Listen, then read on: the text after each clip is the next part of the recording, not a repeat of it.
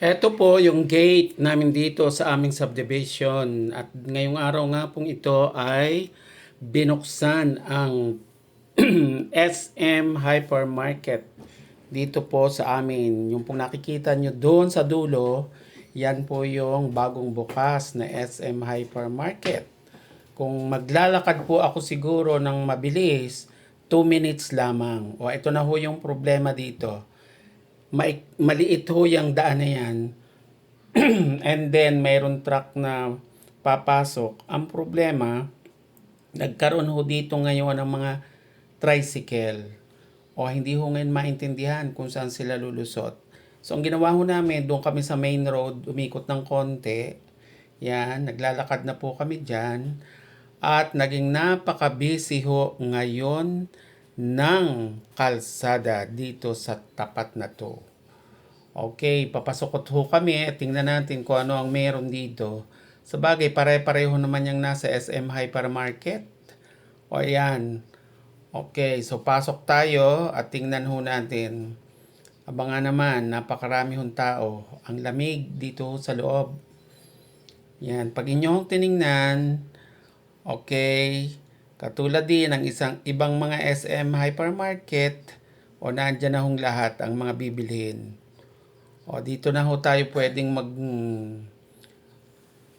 grocery. Yan, eggs, dairy products, marami pang iba. Yan. Itong oras na ito ay 5 p.m. Wala pang masyadong tao dito. Pero bigla-bigla ho, dumami na yung mga tao. Mag 6 o'clock na. Pero hindi ho ako tumagal din eh. Ako ay umuwi din. Kami yung mag-asawa ay nagkahiwalay na. Eh malapit lang naman ho yung aming bahay. O ay di makikita rin kami sa bahay. Abay napakarami hong tao. Hindi mo makikita yung kasama mo. Nung dumami na po ito kanina. Ngayon, itong oras na ito, 5 o'clock, medyo konti-konti pa. O lahat mabibili mo dito. Ang problema mo ngayon ay pambili. Ayun ang problema.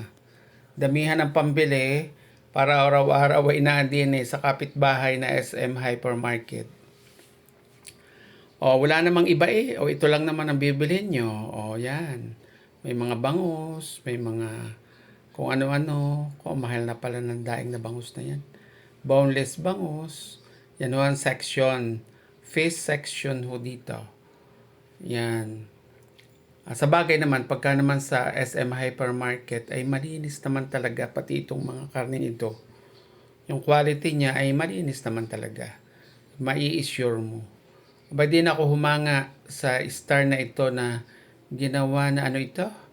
Bawang, may sili at may kung ano-ano pa. Aba nga naman, ginawa nga namang star eh. Kasi nga po ay papasko na. Yan.